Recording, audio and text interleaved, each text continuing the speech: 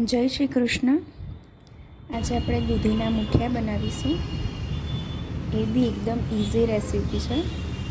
સરળ રીત સાથે બનાવીશું. સ્ટીમર છે તમારી પાસે તો એની અંદર તમારે થોડું પાણી ગરમ કરવા મૂકી દેવાનું છે. મેં લીંબુ એડ કર્યું છે જેથી ક્ષારવાળું ના થાય એના માટે. જેમાં મુઠિયા તમારે બનાવીને મૂકવાના છે એને મેં તેલ વડે ગ્રીસ કરીને મૂકી દીધું છે. સ્ટીમરને આપણે થવા દઈશું, પાણી ઉકળવા દઈશું ત્યાં સુધી આપણે એનો લોટ બાંધીને રેડી કરી દઈએ. મેં દૂધી લીધી છે થોડી અડધી, જેની છાલ ઉતારી દીધી છે. હવે આપણે એને ગ્રેટ કરી દઈશું.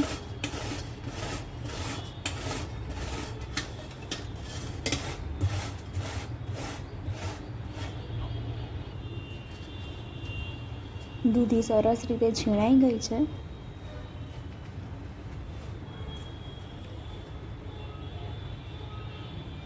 દૂધીના મુઠિયા તમે ઝીણા લોટ સાથે પણ બનાવી શકો છો અને જાડા લોટ સાથે પણ બનાવી શકો છો, પણ મોસ્ટલી જાડા લોટ સાથે જ બને છે અને એનો ટેસ્ટ વધારે સારો આવે છે. મેં અહીંયા જાડો લોટ જ યુઝ કર્યો છે, જે લાડવા માટે યુઝ થાય છે એ. અને થોડીક સોજી એડ કરી છે અને થોડુંક બેસન એડ કર્યું છે, ચણાનો લોટ. જો તમારે ચણાનો લોટ અને સોજી એડ ના કરવી હોય તો બાજરીનો લોટ કે પછી જુવારનો લોટ પણ એડ કરી શકો છો.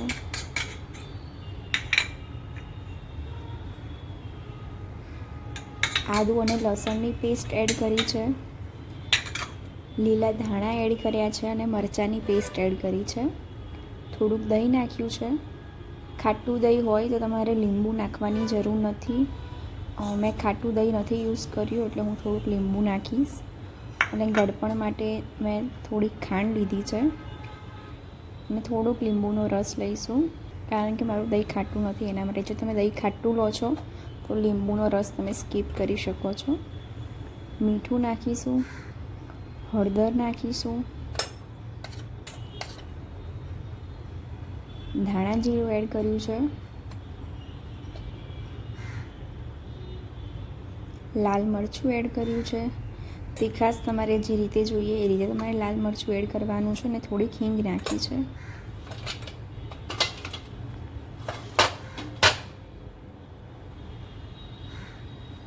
અજમો એડ કર્યો છે. હાથથી મસળીને તમારે નાખવાનો છે એની અંદર. થોડુંક જીરું પણ એડ કર્યું છે, એ ઓપ્શનલ છે. તમને ના ગમતું હોય તો તમે એને સ્કીપ કરી શકો છો. 2 ચમચી તેલ લીધું છે મેં.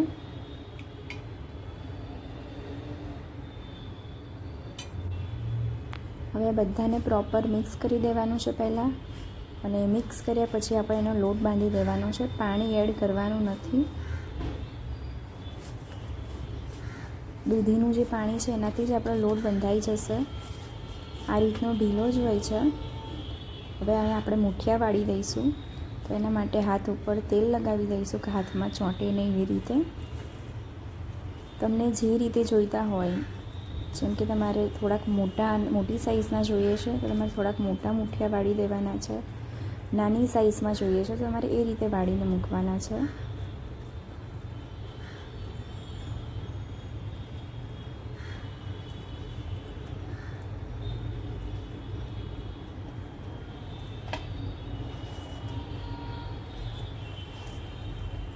આ રીતે આપણે બધા જ મુઠિયા વાળી લઈશું. નાના મોટા તમારી રીતે સાઈઝ એડજસ્ટ કરીને બનાવી દેવાના.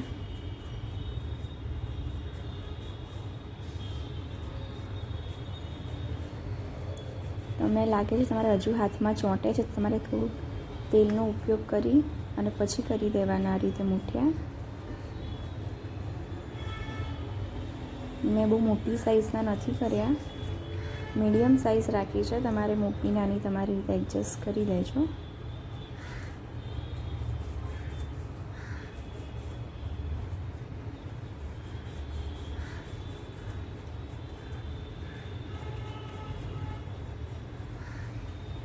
આપણે લોટ બાંધીએ છીએ અને મુઠિયા વાળીએ છીએ ત્યાં સુધી આપણે ગેસ ચાલુ રાખવાનો છે અને સાઈડમાં પાણી ગરમ કરવા મૂકી દેવાનું છે.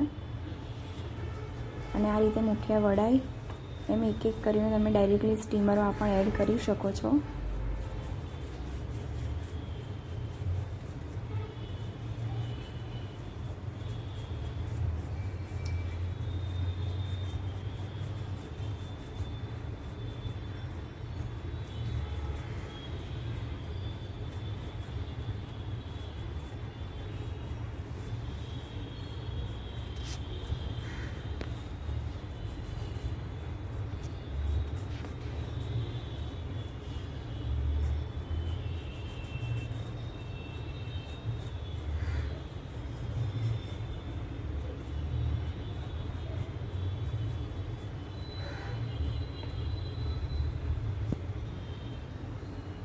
આપણા મુઠિયા બનીને રેડી છે. આપણે હવે સ્ટીમરની અંદર મૂકી દઈશું.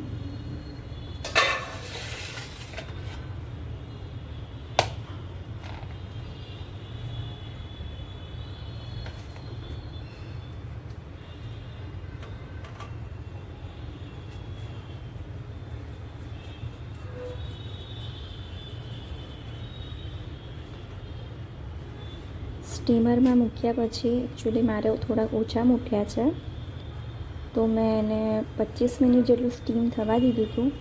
તમારે એની સાઇઝ વધારે હોય અને મુઠિયા વધારે ક્વોન્ટિટીમાં હોય તો તમે 30થી 35 મિનિટ માટે સ્ટીમ કરવા મૂકવાના છે.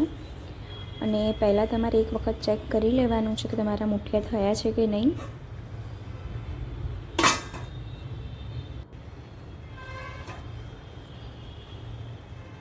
આપણે ચેક કરી લઈશું. મેં ચપ્પાની મદદથી ચેક કરીને જોઈ લીધું છે કે આપણા મુઠિયા ચડી ગયા છે અને એકદમ સરસ રીતે સ્ટીમ થઈ ગયા છે. તો ગેસની ફ્લેમ ઓફ કરી આપણે એને બહાર કાઢી લઈશું.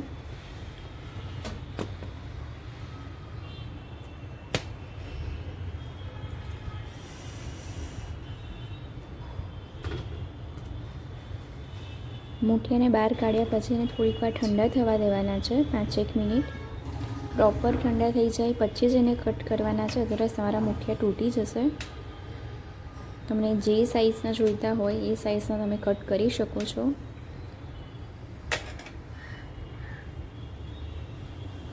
એક સેન્ટીમીટરના કટ કરશો તો દેખાવમાં વધારે સારા લાગશે. પછી તમને જે રીતે જોઈતા હોય એ રીતે તમે એને કટ કરી શકો છો. આ રીતે આપણે બધા જ મુઠિયાને કટ કરી દઈશું અને આપણે વઘાર કરી દઈશું. મુઠિયા તમને જે સ્ટીમ થયેલા છે એ તમે ખાઈ શકો છો, હેલ્ધી બી રહેશે. બટ આનો એક વઘાર કરીશું તો આ વધારે ટેસ્ટમાં સરસ લાગશે તમને.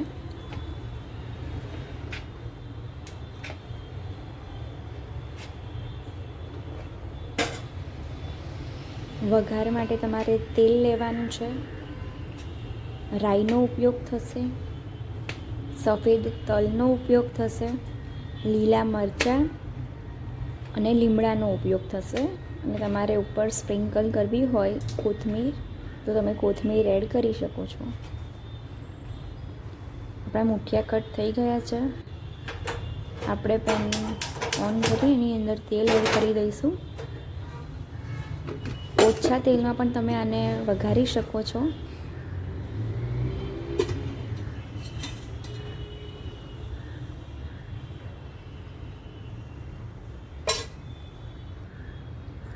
મેં 1 ચમચી તેલ લીધું છે, રાઈ એડ કરી છે,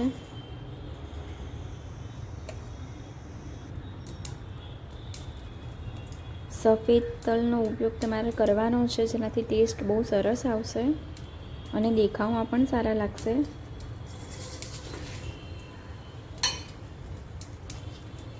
મેં અહીંયા 2 નાની ચમચી તલ એડ કર્યા છે. તમને જે રીતે ભાવતા હોય એ રીતે તમે એનો ઉપયોગ કરી શકો છો. લીમડાના પાન નાખ્યા છે, લીલા મરચાં નાખ્યા છે,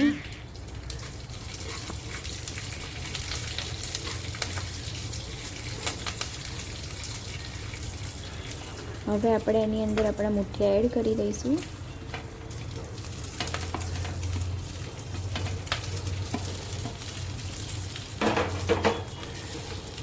આની અંદર આપણે ખાવાનો સોડા એડ નથી કર્યો, એ સિવાય પણ આપણા મુઠિયા એકદમ પોચા જ બનશે. દૂધી થોડીક તમારે વધારે એડ કરવાની જેનાથી આપણા મુઠિયા બહુ જ સરસ બનશે. મુઠિયાનો વઘાર થઈ ગયો છે, પ્રોપર મિક્સ થઈ ગયું છે અને આપણા મુઠિયા પણ થઈ ગયા છે. અને તમે ચા સાથે, દૂધ સાથે યા તો કોફી સાથે ખાઈ શકો છો. Thank you for watching.